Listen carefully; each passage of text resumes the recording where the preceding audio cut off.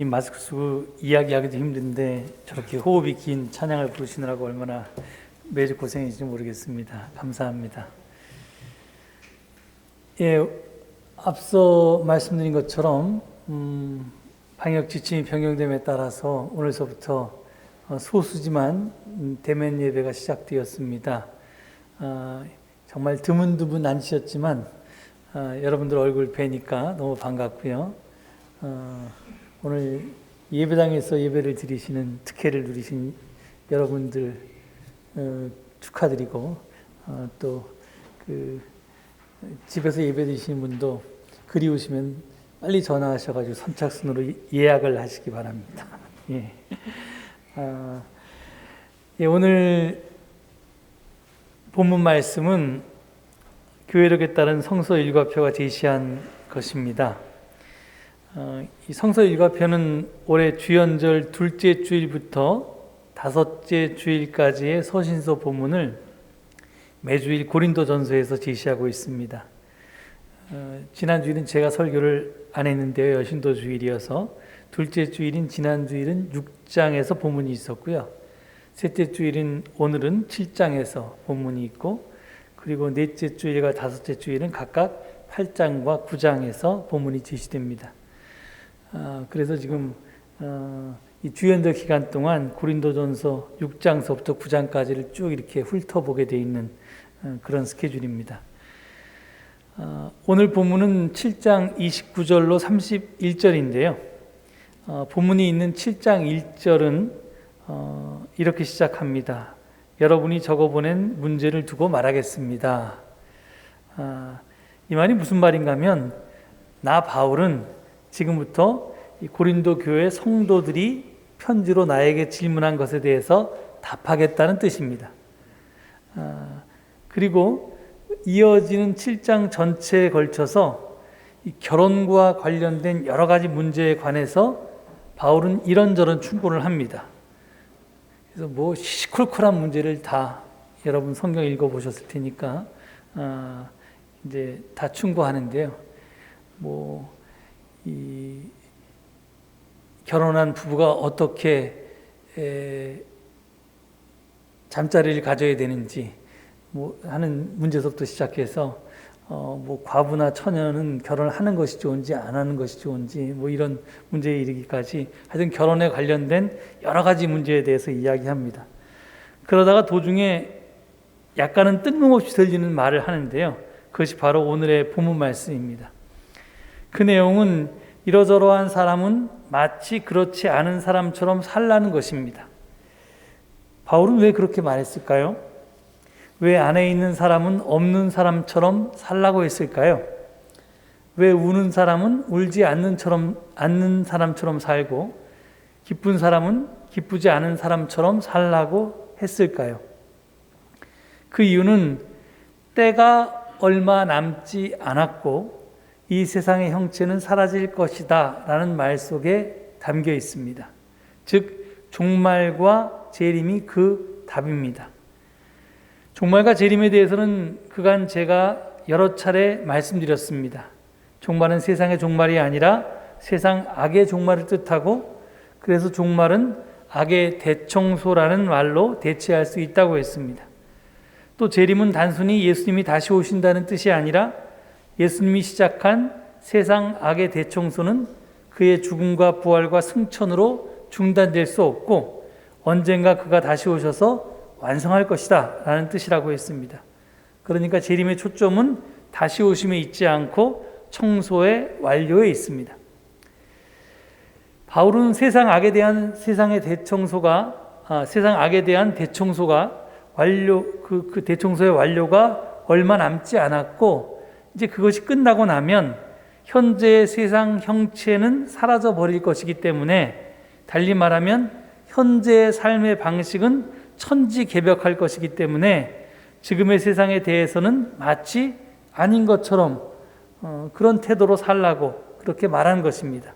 즉 종말을 사는 그리스도인의 삶의 태도는 그러해야 한다는 것이 오늘 권면의 요지입니다.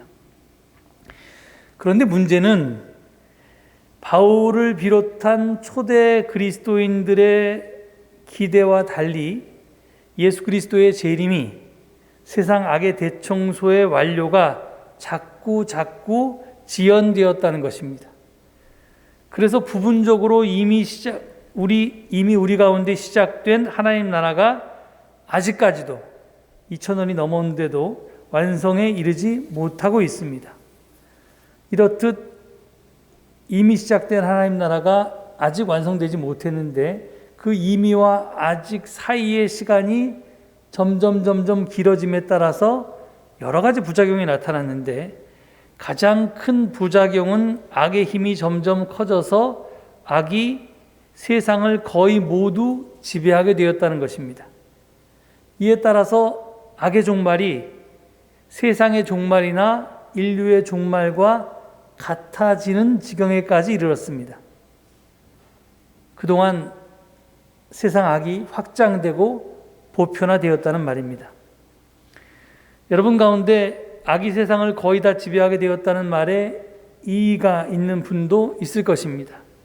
지난 2000년간 역사는 분명히 진보했고 민주주의는 발전했으며 인류는 더 잘 살게 되었기 때문입니다. 분명히 그렇습니다. 그건 맞는 말입니다. 하지만 지금 인류가 코로나19로 1년이 넘게 몸살을 앓고 있는 것에서 확인할 수 있듯이 인류의 종말은 강 건너 불이 아니라 발등에 떨어진 불입니다. 학자들은 코로나19의 궁극적인 원인으로 기후변화를 들고 있습니다.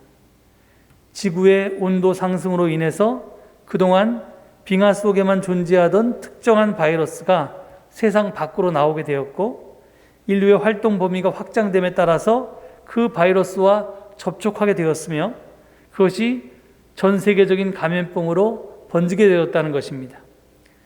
따라서 우리가 코로나19를 극복한다고 해도 제2의, 제3의 또 제4의 코로나19가 계속해서 등장하게 될 것이라는 것입니다.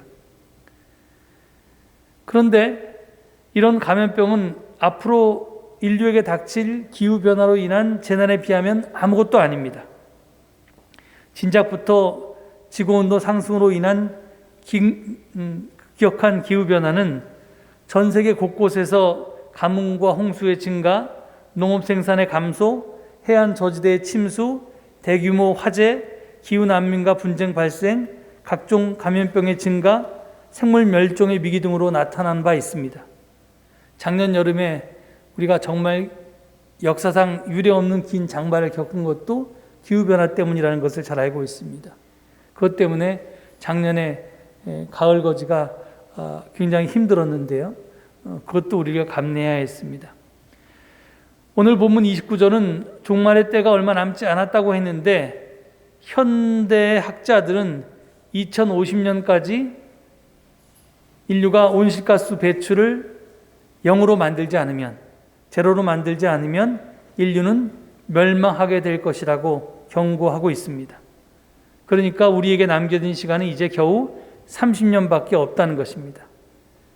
30년 뒤면 제가 살아있을 수도 있고 죽었을 수도 있는데 하여간 인생 말년에 굉장히 고생할 수도 있겠습니다. 그리고 제 아들들은 살 날이 창창하고 그때가 한참 때일 텐데 참 걱정입니다. 그런데 이 기후변화의 위기에 대해서 우리는 피해자이자 동시에 가해자입니다.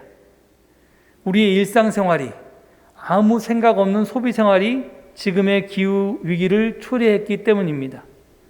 우리가 생활의 편리를 위해서 마구 사용한 플라스틱이 돌고 돌아서 지금 우리의 건강과 생명을 위협하고 있는 것과 마찬가지입니다. 과거에는 선과 악이 분명하게 갈렸습니다. 구분되었습니다. 소수의 지배자나 기득권자가 악에 속한다면 그 외에 다른 모든 사람들은 선에 속한다고 말할 수 있었습니다. 하지만 기후변화의 위기 앞에서 우리는 모두 악에 속해 있습니다. 우리가 사는 자본주의 사회는 대량 생산, 대량 유통, 대량 소비, 대량 쓰레기라는 도식 위에서 작동하고 있기 때문입니다. 이 중에서 하나라도 멈추면 자본주의 사회는 무너지고 맙니다. 달리는 자전거의 페달을 멈추면 쓰러지는 것과 똑같습니다. 우리 한 사람 한 사람은 이 도식에 기대어 살고 있습니다. 직접 생산에 관여하던, 유통에 관여하던, 소비에 관여하던, 어떻게 관여하던 간에 우리가 지금 사는데 다 이 고리 안에서, 이 연결고리 안에서 각자가 어떤 직업을 갖고 직간접적으로 그리고 먹고 살고 있는 겁니다. 이 도식 덕분에 우리가 직간접적으로 먹고 살고 있다는 것입니다. 그래서 제가 앞에서 그동안 세상의 악이 확장되고 보편화되었다고 말한 것입니다. 이제 악은 남의 문제가 아니라 바로 내 문제입니다. 과거에는 악한 소수를 청소하면 세상은 깨끗해질 수 있었습니다. 하지만 지금은 우리 모두 악한 자기 자신을 변화시켜야만 비로소 코앞에 닥친 위기를 해결할 수 있게 되었습니다. 따라서 우리는 사도 바울의 권고를 오늘 우리 시대에 맞게 변형해서 지킬 필요가 있습니다. 지금 우리가 기대하는 악의 종말, 우리가 생각한 예수의 재림은 늦어지고 우리가 죽을 때까지 이루어지지 않을 수 있지만 우리가 전혀 기대하지 않았던 인류의 종말이 우리 코앞에 닥쳐 있기 때문에 지금 바울이 종말을 사는 삶의 태도로 이야기한 바를 우리가 우리 시대에 맞게 변형해서 지킬 필요가 있다는 말입니다. 바울은 오늘 본문 말씀에서 무엇한 사람은 무엇하지 않은 사람처럼 살라고 5차례나 권고하고 있습니다. 제가 이 권고를 본떠서 오늘 증언 제목을 그렇지 않은 것처럼 살라고 했습니다. 저는 이 말씀을 새롭게 해석해서 우리의 삶에 적용해야 한다고 봅니다. 첫 번째 해석과 적용은 무엇에든지 궁극적인 가치를 두지 말라는 말씀으로 이 말씀을 새롭게 이해하고 우리 삶에 적용하는 것입니다. 이것은 존재하는 모든 것은 일종의 허상이기 때문에 거기에 가치를 두지 말라는 불교의 가르침과도 비슷합니다. 우리는 이 진리를 머리로는 알고 있습니다. 하지만 실제 삶은 그와 반대로 살고 있습니다.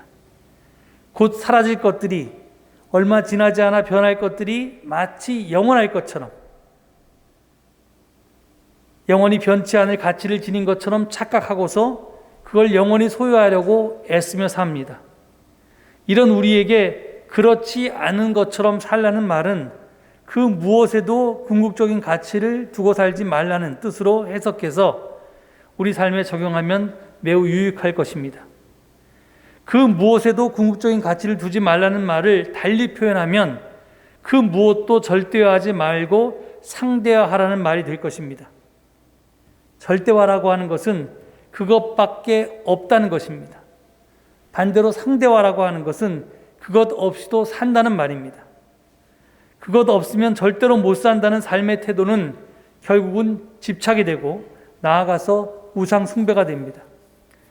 앞에서도 말했듯이 자본주의 사회는 대량 생산, 대량 유통, 대량 소비, 대량 쓰레기로 작동하고 유지되는 사회이기 때문에 끊임없는 소비를 우리에게 요구합니다.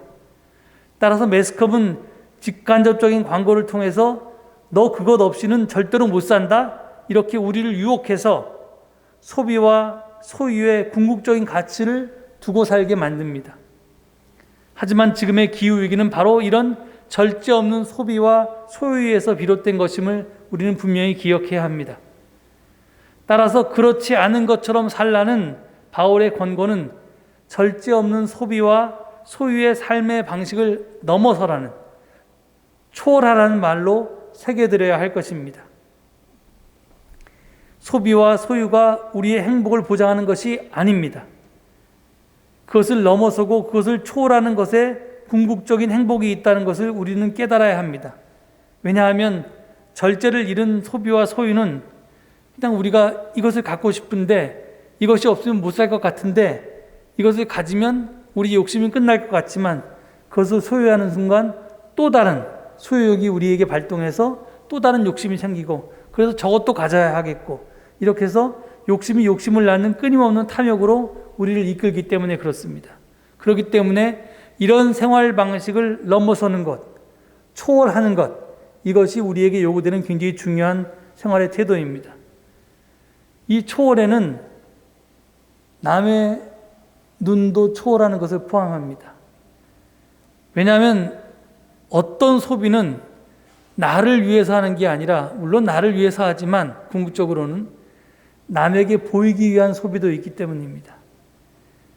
나의 사회적 지위 정도 되면 이 정도 집에서 이 정도 차는 몰고 살아야 돼 라고 하는, 남들 보기에 창피할까 봐, 남들이 나를 얕잡아 볼까 봐 그런 소비 생활을 하는 것들도 상당히 우리에게 있습니다. 그렇기 때문에 우리가 그런 식의, 그런 생각으로부터, 남의 시선으로부터, 체면이라고 하는 것으로부터도 초월하는 생활 태도가 없으면 우리의 소비 패턴은 바뀔 수가 없습니다. 첫 번째 해석과 적용에 자연스럽게 이어지는 두 번째 해석과 적용이 있습니다. 그것은 무엇이 없는 것처럼 살라는 말을 무엇이 없다면 어떻게 될까 하는 물음으로 바꾸어 보자는 것입니다. 사실 현재 우리가 가진 것 중에서 죽을 때까지 한 번도 사용하지 않을 것이 얼마나 많습니까? 버리기가 아까워서 그냥 소유하고 있는 것들 말입니다. 그런데도 우리는 자꾸 뭘 사들입니다. 꼭 필요할 것 같아서 사지만 처음엔 잘 사용하다가도 오래지 않아서 전혀 사용하지 않는 것들이 너무나 많습니다. 그러니 뭘 살 때는 자신에게 꼭 물어보시기 바랍니다. 이게 없으면 어떻게 되지? 하고 말입니다. 이제껏 그것 없이도 잘 살았는데 앞으로도 그것 없으면 못 살 까닭은 사실은 아무것도 없습니다. 필요하긴 하겠지만 이가 없으면 이 몸으로 산다고 분명히 그것을 대체할 뭔가를 나는 가지고 있을 것입니다. 그러니 뭔가를 사기 전에 꼭 두세 번 생각하시기 바랍니다. 그러면 그게 없어도 사는데 별 지장이 없다는 것을 깨닫게 될 것입니다. 그러니 요즘 코로나19 때문에 집에 계신 시간이 많을 텐데요. 지름신이 강림하면 사탄아 물러가라고 그렇게 외치시기 바랍니다. 그리고 모든 물건은 결국은 쓰레기 후보임을 명심하시기 바랍니다. 나아가 계절이 바뀔 때마다 집안을 정리해서 1년간 한 번도 안 쓴 물건은 내 것이 아니라고 여기시기 바랍니다. 그래서 아나바다 바자회나 재활용 가게를 통해서 그것을 요긴하게 쓸 다른 주인을 찾아주시기 바랍니다. 이렇게 해서 소비가 줄면 당연히 생산, 유통, 소비, 쓰레기로 이 고리로, 이 순환고리로 끊임없이 이어지는 이 자본주의 경제체제가 어려워질 것입니다. 그러니까 우리가 소비를 줄이면 이 사회 전체가 뭐 GDP, GNP 다 떨어질 거고, 그래서 당연히 우리가 먹고 살기가 힘들어질지도 모릅니다. 하지만 우리는 그것을 넘어서고 극복하고 초월해야만 합니다. 조금 못 살게 되는 것이 아주 못 살게 되는 것보다 훨씬 낫기 때문입니다. 죽는 것보다 낫기 때문입니다. 성장과 평화와 편리에 대한 욕망을 초월하십시오. 그래야지만 우리 후손도 이 지구에서 살아갈 수가 있습니다. 마지막으로 그렇지 않은 것처럼 살라는 바울의 말에는 자유는 있지만 없는 것처럼 살라는 뜻도 포함되어 있다고 저는 생각합니다. 현대인에게 최고의 가치는 단연 자유입니다. 현대 사상의 핵심은 사람은 누구나 자유를 누릴 권리가 있다는 것입니다. 개인의 행복 추구권으로 대표되는 이 권리는 한마디로 말해서 저마다 살고 싶은 대로 살도록 내버려 둬야 한다는 겁니다.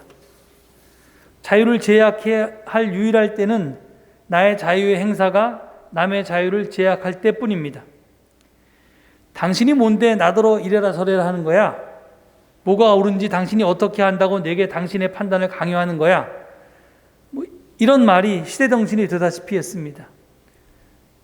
누군가가 이렇게 따지고 들면 누구도 뭐라 할 수 없는 세상입니다.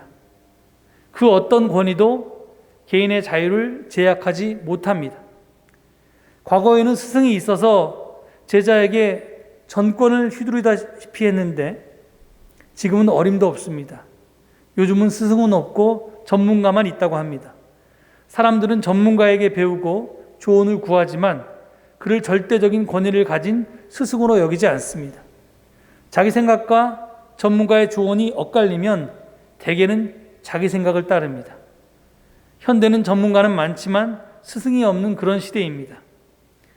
이런 시대의 종교는 구체적으로 그렇지 않은 것처럼 살라는 바울의 가르침은 무한대의 자유를 외부의 권위가 아니라 내 안에서 우러나오는 양심의 소리, 신앙의 소리, 성령의 소리로 제어하고 자제시키는 역할을 하게 할 수 있습니다. 다시 말하지만 현대는 자유가 최고의 가치를 누리는 시대입니다. 저는 이게 잘못됐다고 생각하지 않습니다. 이는 시대의 흐름이고 시대 정신이므로 누구도 막거나 되돌릴 수 없을 것입니다. 그 어떤 외부의 권위로도 자유라고 하는 도도한 시대의 흐름을 막을 수는 없습니다. 그런데 이렇게 되고 보니까 자유가 방종으로 흐르는 것을 막을 수단이 없어졌습니다. 저는 종교가 이 역할을 해야 한다고 믿습니다. 물론 과거처럼 종교가 외부의 권위에 기대어서 그 일을 할 수는 없습니다. 더 이상 율법이나 교리가 그런 역할을 할 수 있는 시대가 아닙니다. 그러니 이제는 종교가 개인이나 공동체 내부에서부터 양심의 목소리, 성령의 목소리를 끄집어내는 역할을 해야 한다고 그렇게 믿습니다. 그것은 바울의 언어로 번역하면 우리에게 자유는 있지만 마치 자유가 없는 것처럼 살라는 말로 표현될 수 있을 것입니다. 또 오늘 기후위기 문제와 연결해서 이야기하자면 난 소비할 자유가 있지만 마치 그런 자유가 없는 것처럼 살겠다는 말로 적용할 수도 있을 것입니다. 비록 내가 노력해서 내가 번 돈으로 나를 위해서 내가 소비하는데 네가 무슨 상관이냐 이렇게 살 수도 있겠지만 다른 사람들을 위해서, 인류를 위해서, 특히 후손들을 위해서 내게 있는 그 자유가 없는 것처럼 그것을 억제하며 사는 태도가 오늘 이 시대에 꼭 필요한 삶의 자세입니다. 잘 아시듯이 우리 교회는 몇 년 전에 녹색교회가 되었습니다. 그래서 나름 기후위기에 대처하기 위해서 많은 일들을 하고 있습니다. 하지만 저는 이것만으로는 부족하다고 생각합니다. 이제는 우리 교회뿐 아니라 우리 교우 한 사람 한 사람이 녹색 그리스도인이 되어야 합니다. 우리 모두가 지금 당장 기후위기 비상행동에 나서지 않으면 인류의 종말을 막을 수 없기 때문입니다. 이에 따라서 저는 올해 우리 교회의 최우선 선교 과제가 언제 어디서나 녹색 그리스도인이 되는 것이 되어야 한다고 생각합니다. 작년에 신설된 생명환경부의 활약을 기대합니다. 또 이를 위해서 연초에 우리 교회는 지금 수요 성경 공부반 오전반에서 이걸 그린반이라 명명하고 지난 몇 주 동안 그린 엑소더스라고 하는 책을 읽고 토론했습니다. 우리가 다 알고 있는 이야기일 수 있지만 그것을 하나하나 각자의 삶의 자리에서 실천할 수 있는 과제를, 그러니까 머리로 아는 것을 넘어서 내 몸으로 실천할 수 있는 과제를 선정하기도 했습니다. 저는 이 책을 다 읽었습니다. 그래서 이제 이 책을 서대뜰 구부방에 있는 책꽂이에 꽂아두려고 합니다. 필요하신 분은 가져다가 그것을 읽고 나름대로 녹색 그리스도인이 되는 길을 찾고 실천할 수 있기를 바랍니다. 또 그 반에 참여하셨던 열몇 분의 교우들도 그 책들을 교회 서재에 기증하시면 필요하신 분들이 그렇게 꺼내 읽을 수 있기를 바랍니다. 또한 우리가 시작한 이 길에서 오늘 주신 그렇지 않은 것처럼 살라라고 하는 이 말씀에 대한 새로운 해석과 적용이 우리의 길잡이가 될 수 있기를 희망합니다. 비상한 시국에 놓여 있는 이때에 부디 우리가 아는 것에 머물지 않고 아는 것을 살아내어서 우리 모두 언제 어디서나 녹색 그리스도인이 되는 복된 한 해가 될 수 있기를 간절히 소망합니다. 이 말씀 기억하시면서 함께 묵상 기도 드리시겠습니다.